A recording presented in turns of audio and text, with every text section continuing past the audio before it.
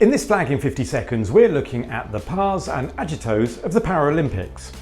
The original design for the 1988 Seoul Summer Paralympics was based on the traditional Korean decorative component called Pa, two of which appear in the centre of the South Korean flag, and was arranged in the similar design to the Olympic rings with identical colours, but was amended in 1994 to this, ready for the Norwegian Winter Paralympics.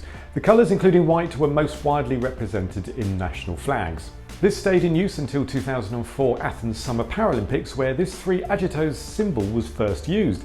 This was slightly revised to the current version in 2019. The Agito is a symbol of movement in the asymmetrical crescent and encircles a central point to emphasise the role that the IPC has, bringing the athletes from all corners of the world together and enabling them to compete. It reflects the Paralympic motto "Spirit in Motion," representing the strong will of every Paralympian. The Paralympic symbol, a vision of enabling athletes to achieve sporting excellence, inspire and excite the world.